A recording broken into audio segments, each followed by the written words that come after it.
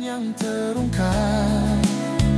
Lensa Express tak pernah lelah. Lensa Express. Assalamualaikum warahmatullahi wabarakatuh. Selamat sore menjelang malam bagi kita semua. Shalom. Om Swastiastu, Namo Buddhaya, salam kebajikan. Baiklah rekan-rekan media, kami pada sore hari ini akan melakukan konferensi pers atau press release. Hari ini saya didampingi lengkap dengan para kasih Intel, kasih Pixus, kasih Datun, kasih Bidung, kasih BB, dan juga para kasusi baik dari Pixus maupun intelijen sudah hadir, akan mencoba melakukan press release penetapan tersangka terhadap tindak pidana korupsi pembangunan sarana dan prasarana pabrik tepung ikan Sungai Kapitan pada Dinas Kelautan dan Perikanan Kabupaten Kota Waringin Barat tahun 2016. Tersangka yang kita tetapkan ada 4 orang pada hari ini. Yang pertama, RS selaku mantan Kepala Dinas Perikanan dan Ketahanan Pangan Kabupaten Kota Waringin Barat tahun 2016. Kemudian saudara HK selaku PPK, pejabat pembuat komitmen, selaku Kepala Bidang Dinas Perikanan dan Ketahanan Pangan Kabupaten Kota Waringin Barat tahun 2016, yang juga merupakan mantan Kepala Dinas Perikanan. Yang ketiga, saudara MR selaku Direktur Utama PT Cipta Raya Kalimantan atau pelaksana.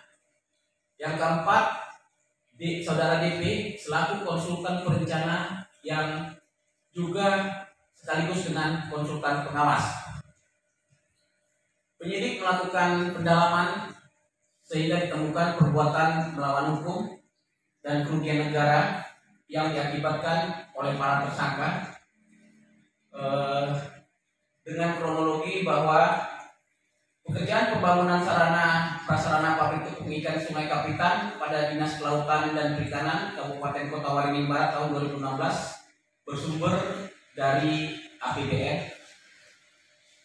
Kemudian bahwa tepung ikan tersebut tidak memiliki daya saing di pasar, dan tepung ikan yang dihasilkan tidak sesuai dengan standar yang dimaksudkan di dalam juknis atau petunjuk teknis dari Kementerian Kelautan dan Perikanan. Kemudian bahwa dalam pelelangan dilakukan oleh ULP Kabupaten Kota Waringin Barat, ditetapkan pemenangnya perencana oleh PT Mega Surya, pelaksana PT Cipta Raya Kalimantan, pengawasan dilakukan oleh CP3 Kreatif.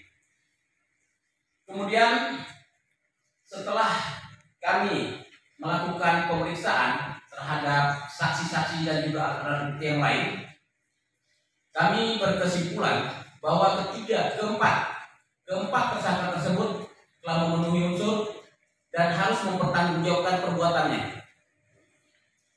Dan setelah dinilai ataupun penghitungan dari inspektorat terhadap perbuatan para tersangka, bahwa didapati kerugian keuangan negara sebesar 2.555.641.625 rupiah 72 sen, jadi sekitar 2,7 M kurang lebih.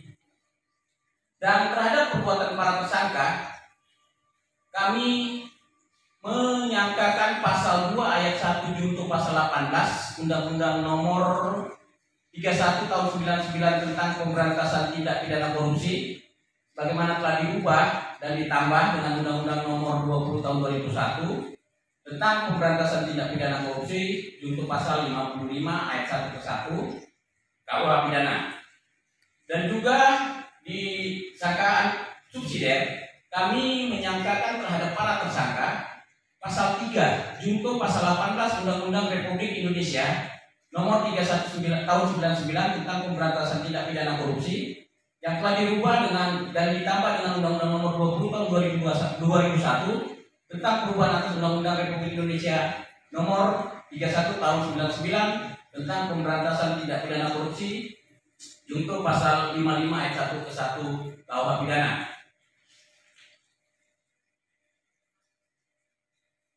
Jadi bahwa pada hari ini kami telah menetapkan 4 tersangka tersebut, dan untuk selanjutnya dalam proses penyidikan kami akan melakukan upaya-upaya yang diatur sesuai menurut KUHP dan menurut ketentuan yang berlaku.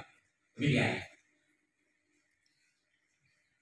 Ini mohon izin bertanya dari keempat tersangka yang disebutkan tadi, apakah pada hari ini langsung dilakukan penahanan? Kemudian pertanyaan yang kedua terkait tersangka RS, itu kan sebelumnya sudah dilakukan proses, kemudian sudah putusan. Apakah itu artinya ada 2 kasus dalam persoalan ini? Itu dulu Pak, terima kasih. Baik, terima kasih. Bahwa keempat tersangka ini di dalam proses penyidikan, dan saat ini 3 tersangka belum dilakukan penahanan.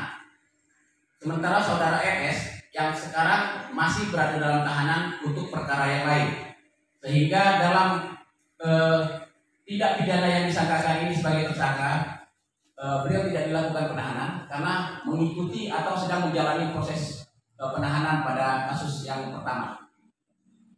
Terima kasih.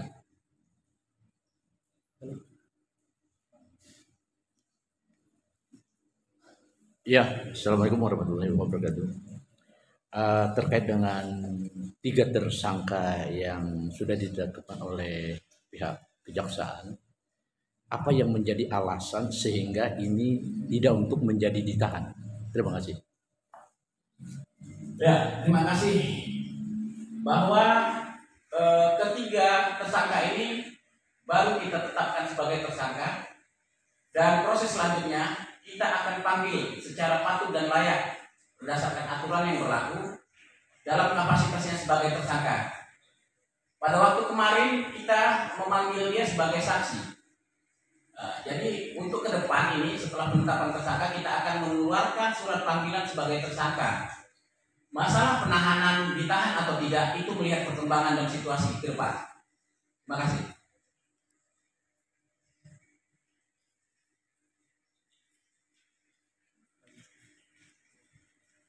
Izin sekali lagi Pak, dari kasus ini ada beberapa saksi yang sudah diperiksa, kemudian ada barang bukti apa saja yang diamankan oleh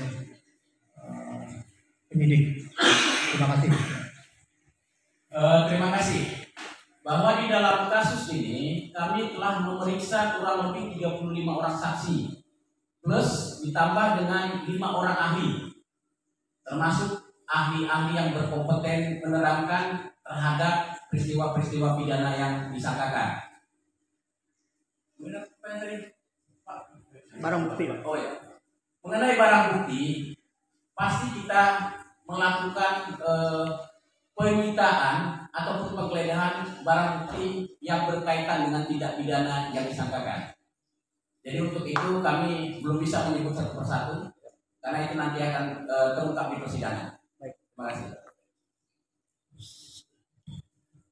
Sekali lagi Pak, saya nanya Pak, terkait dengan proses ini sudah berjalan dan sudah menjadi penetapan, apa ini ada target sehingga ini tidak menimbulkan satu kebingungan di masyarakat, dalam arti target proses dalam penyidikan yang sehingga ini menjadi pelimpahan.